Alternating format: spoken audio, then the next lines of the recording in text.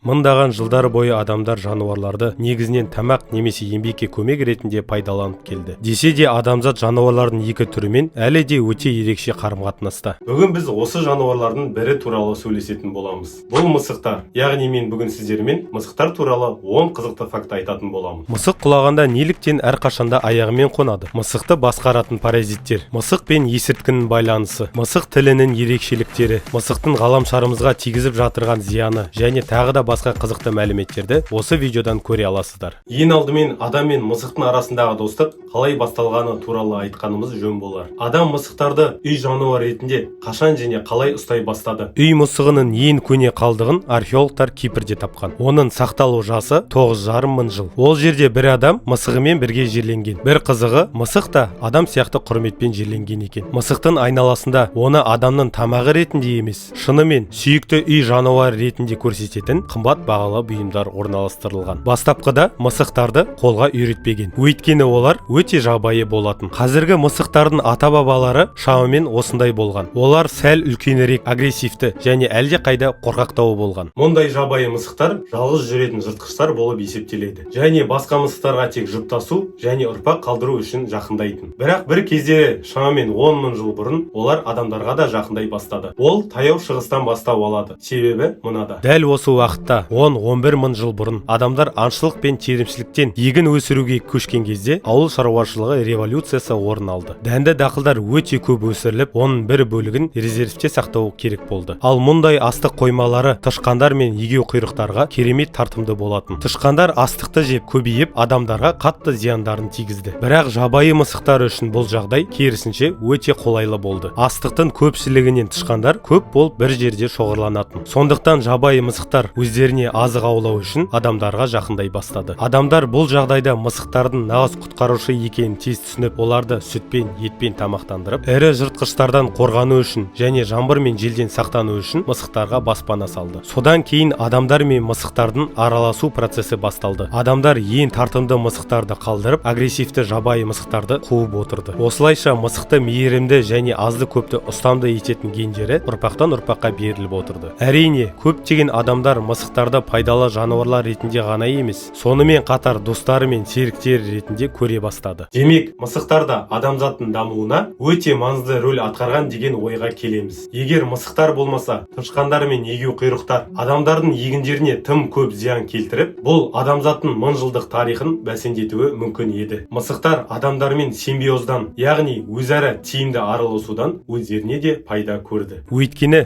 бұрын жабайы мысықтардың тіршілік ету ортасы өте шектеулі болатын. Бірақ қазір мысықтар адамдар бар жерде ешқандай қиындықсыз емін-еркін өмір сүреді. Мысықтар тіпті Антарктидада, полярлық станцияларда зерттеушілермен бірге өмір сүреді. Демек, үй мысықтары біздің планетамыздағы ең табысты жануарлардың бірі екені сөзсіз. Егер сізде мысық болған болса, ол бір жерден секіргенде әрқашан аяғымен немесе табанымен құлағанын байқаған боларсыз. Қазір бұл қарапайым фактор болуы мүмкін. Бірақ мұны физиктер ұзақ уақыт бойы мысықтар бұны қалай жасайтынын зерттеген болатын. Өйткені олар үшін мысықтар физика заңдарын бұзатын сияқты болып көрінді. Бірақ физика заңдылықтарын еш нәрсе бұза алмайды. Сондықтан ғалымдар оның шын мәнінде қалай жұмыс істейтіні туралы байыпты зерттеулер жүргізе бастады. Қарапайым тілмен айтқанда, мәселе мысықтардың еш нәрсенің көмегінсіз биіктіктің кез келген позициясынан денелерін қалай теңестіре алатындығында болды. Ұзақ уақыт бойы бірде-бір физикалық модель мысықтардың бұрыштық импульстің сақталу заңдарын бұзбай, мұны қалай орындайтынын түсіндірмеді. Бұл мәселені шешуге жаңа технологиялар, яғни фотосурет көмектесті. Шындығында, мысық құлаған кезде ауада не істеп жатқанын қарапайым көзбен көру қиын, өйткені бәрі өте тез болады. Бірақ 1894 жылы француз ғалымы Этьен Жюль Мара құлап жатқан мысықты фотосуреттер сериясын түсіру үшін жоғары жылдамдықты фотоаппаратты қолданды. Мысықтың құлауының әртүрлі кезеңдері осы суреттегідей көрінеді. Бұл сурет көптеген мәселеге түсінік берді. Кейінірек ғалымдар мәселені жақсырақ түсіну үшін тіпті салмақсыздық жағдайында жаңа дүниеге келген мысықтарды зерттеді. Нәтижесінде 1960 жылдардың аяғында физиктер барлығын түсініп, физика заңы аясында бұл құбылыстарды түсіндіре алатын физикалық модельдерді жасай алды. Бұл модельдер мысықтардың қандай бұрышта және қандай траекторияда мысықтардың бұрылатынын түсіндіреді. Әрине, біз бұл математикалық модельдерге тереңірек тоқталмаймыз. Бірақ қысқаша және түсінікті тілде айтсақ, мысық құлаған кезде көкжиекті көзімен тауып, денесін ортасынан бүге күйеді. Содан кейін дененің алдыңғы және артқы бөліктерін өз өсінің айналасында айналдырады. Сонымен бірге дененің иілу бағытын өзгертеді. Бұл дағды мысықтарда эволюция процесінде дамыды. Өйткені олар азықтарын аулау үшін жиі ағаштарға өрмелеуге мәжбүр болды және сәйкесінше жиі сол жерден құлап кететін. Табиғатта мысықтар үшін жерге аяқтарымен тік түсу өмірлік дағдыға айналды. Мысықтардың өте тікті, яғни тегіс емес тілі бар екенін барлығы да біледі. Бірақ мысықтардың тілінде олардың тырнақтары секілді креатинмен бірдей материалдан тұратын тікенектері бар екенін бәрі бірдей білмейді. Бұл олардың жүндерін жалауға көмектеседі. Мысықтар өздерінің ояу уақытының 40%-ын осы әрекетке жұмсайды. Жалаудың әртүрлі функциялары бар. Біріншіден, олар осылайша ескі жүнін жұту арқылы алып тастайды. Әдетте олар оны кесек түрінде зәр етіп шығарып тастайды. Кейде мысықтың түктері ішкі ағзаларындағы ақауларға байланысты шықпай қалатын жағдайлар болып жатады. Сондықтан оларға тіпті хирургиялық операциялар да қажет болуы мүмкін. Дегенмен бұл өте сирек кездесетін жағдайлар. Сондай-ақ жалау мысықтардың салқындауына көмектеседі. Сілекей мысықтың жүнінен буланып, қызып кетуіне жол бермейді. Сондай-ақ жабайы табиғатта жалау мысықтардың жүнінен әртүрлі ауруларды тудыратын паразиттерді жоюға мүмкіндік береді. Мысық жүнін жалаған кезде терідегі қан айналымын жақсартып, жүнді де сау етеді. Сонымен қатар мысықтар басқа мысықтармен достық қарым-қатынастарын нығайтуға мүмкіндік беретін әлеуметтік рәсім ретінде де бір-бірін жалайды. Десе де мысықтар өздерін тек қауіпсіз сезінгенде ғана жалайды. Көптеген мысық иелері оларға әртүрлі төсек немесе мысықтарға арналған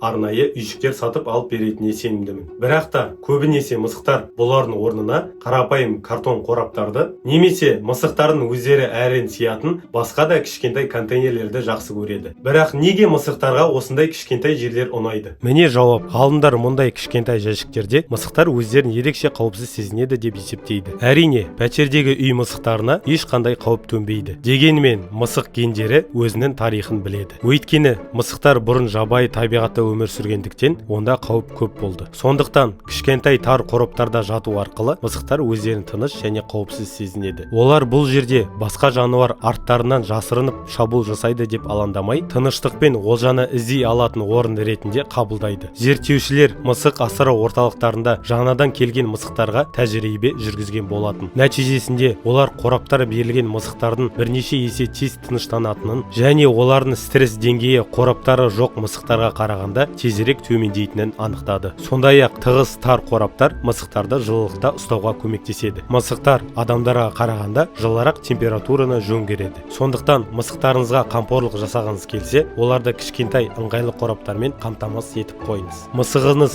сізге рахмет айтып, риза болып қалатынына сенімдімін. Сананы басқара алатын және мінез-құлыққа әсер ететін кішкентай микроорганизмдер бар екенін білесіз бе? Бұл микроорганизмдер мысықтың денесінде ғана жыныстық жолмен көбейе алады. Бұл микроорганизмдердің аты таксоплазма. Алдыда айтқанымдай, олар жыныстық жолмен көбейеді. Содан кейін олардың жұмыртқасы мысықтың нәжісімен бірге шығады. Әрі қарай өз өмірін жалғастыру үшін паразит басқа мысық организміне қайтадан түсуі керек, және олар мұны әртүрлі жолмен жасайды. Соның ішінде көбіне кішкентай тышқандар арқылы. Таксоплазма тышқанның ішіне енгеннен кейін оның мінез-құлқы мен миына әсер етеді. Әдетте кез келген сау тышқан мысықтардан қорқады және олармен кез келген жағдайда кездесуден аулақ болады. Алайда денесіне таксоплазма енген тышқан керісінше мысық зәрінің иісі шыққан жерлерді арнайы іздейді. Бұл паразитке пайдалы. Өйткені бұл жағдайда мысықтың тышқанды жеу ықтималдығы артады. Ал паразит өз мақсатына жетеді. Ол мысықтың ішінде көбейе алады және цикл қайта-қайта қайталанады. Жаман жаңалық айтайын ба? Адамдар да таксоплазманы жұқтырып ала алады. Ол ластанған су және шикі шала піскен ет арқылы жүзеге асуы әбден мүмкін. Кейбір адамдардың мысықтарды ессіз жақсы көру себебі де таксоплазманы жұқтырғандықтан деген болжамда бар. Дегенмен бұған нақты дәлел жоқ. Десе де, бұл микроорганизмдер адамның мінез-құлқына әсер етуі мүмкін. Таксоплазмозды жұқтырған адамдар тәуекелге бейім болады және реакция жылдамдықтарының әлсіреуіне душар болуы мүмкін. Ғалымдар жол апатына ұшыраған адамдар арасында таксоплазмозбен ауыратындар басқа адамдармен салыстырғанда әлде қайда көп екенін анықтады. Мұндай адамдарда негізсіз қобалжу мен невротикалық шабуылдар жиі кездеседі. Ресей, Украина және Балтық жағалау елдерінде халықтың кем дегенде 30%-ы таксоплазмозды жұқтырған. Дегенмен адамдардың көпшілігінде бұл ауру айрықша байқалмайды. Бірақ таксоплазмоз жүкті әйелдер үшін өте қауіпті. Өйткені ол балаға зиян келтіруі мүмкін. Егер сіз жүкті әйел болсаңыз және сізде мысық болса, балаңыз үшін жағымсыз салдарды болдырмау үшін сізге осы мәселені мұқият зерделеуге кеңес беремін. Сіз ересек мысықтардың мияулауы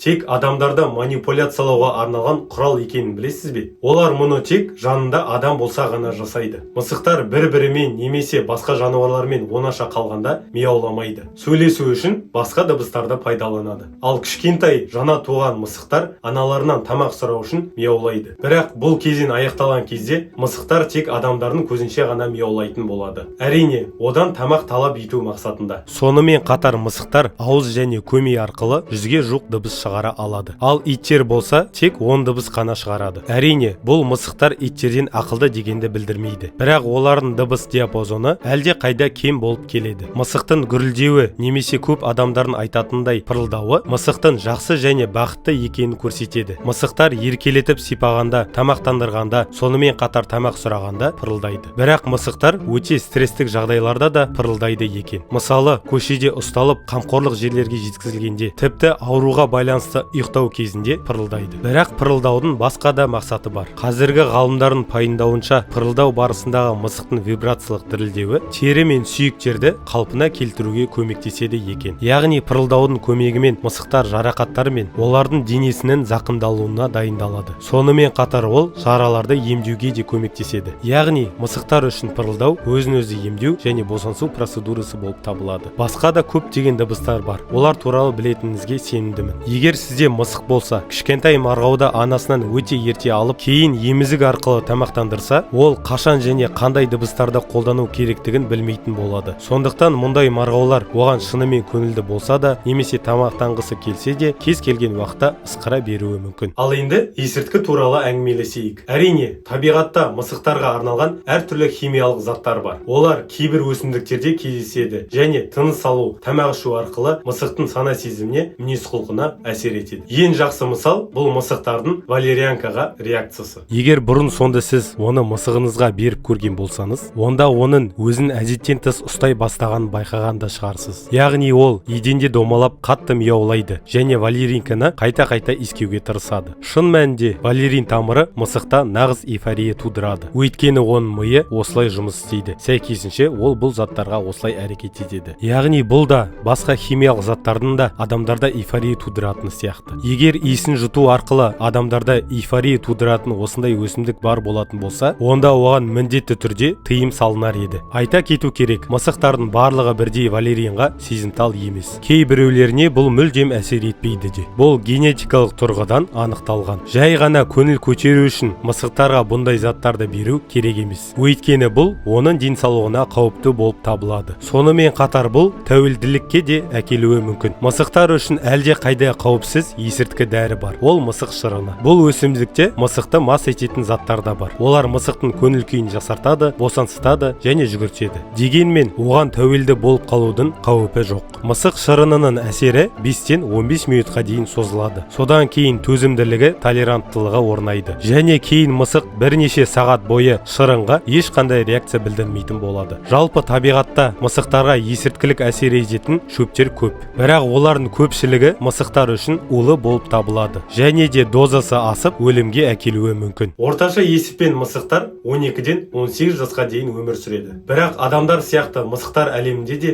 ерекше жағдайлар орын алып тұрады. Тарихта мысықтың 36 жыл өмір сүрген бір оқиғасы бар. Оны Кримпуф деп атаған және ол Техас штатында тұратын. Ол мысықтың құрғақ тамағын, брокколи, күркетауық еті және жұмыртқамен бірге жеген. Иесі мысығы уақытты белсенді өткізуі үшін гаражына мысығына арнап толық ойын алаңын салып берді. Сондай-ақ мысық иесі күн сайын мысықтың тамағына бір тамшы қызыл шарап қосатын. Және бұл оның өмірінің ұзақтығына әсер еткеніне сенімді екенін айтқан. Бірақ қазіргі ғалымдар бұған күмәнмен қарайды. Микроскопиялық дозада қызыл шарап мысықтардың өмірін ұзартады деп айтуға негіз жоқ. Демек, мысық бұл рекордты тек жақсы гендерінің арқасында ғана орната алды. Адамдар сияқты мысықтар да флотта қызмет ете алады. Олар теңізшілер үшін жай ғана жануар емес, маңызды функцияларды орындаушылар. Олар кемелерде кездесетін егеу құйрықтар мен тышқандарды ұстайды. Бұл әсіресе бұрынғы кемелерде қазіргідей санитарлық жүйе жақсы болмаған кезде керек болған. Тарихта бір ерекше теңізші мысық бар. Ол батпайтын Сэм деген лақап атқа ие болған. Және де бұл бекер емес. Ол алғашында екінші дүниежүзілік соғыс кезінде немістің Бисмарк эсминцесінде кемеде егеуқұйрық аулаушы қызметін атқарған. Миссияға шыққаннан кейін 9 күн өткен соң оны британдық кемелер суға батырды және кемедегі 2000 адамдық экипаждың барлығы дерлік қайтыс болды. Бірақ британдық теңізшілер қирандылардың арасынан ақ-қара мысықтың жүзіп келе жатқанын көріп, оны бортқа алып кетеді. Олар оның атын білмегендіктен Сэм деп атайды. Осылайша Сэм британдық казак атты эсминецте қызмет ете бастайды. Біраз уақыттан кейін неміс сүңгуір қайығының жару әсерінен казак суға батып кетеді. 159 британдық теңізші қайтыс болады, бірақ Сэм аман қалады. Оны қайтадан қирандылар арасынан алып кетеді. Бұдан кейін ол британдық Arze Royal авианосецінде қызмет етті. Бірақ ол да қайықтың астына соғылады. Кеме суға батып бара жатқанда бүкіл экипажы кетіп үлгереді. Осылайша Сэм тағы да құтқарылады. Үшінші кеме апатынан кейін олар Сэмді жағаға қалдыруды ұйғарады. Біраз уақыт ол британдық теңіз күштерінің ықпалды шенеунігімен бірге тұрып, кейін Белфаст қаласына жіберілді. Сэм соғыстан аман қалып, 1955 жылы бейбіт өмірден өтті. Оның суреті Гринвичтегі ұлттық теңіз мұражайында тұр. Үй мысықтары сүйкімді,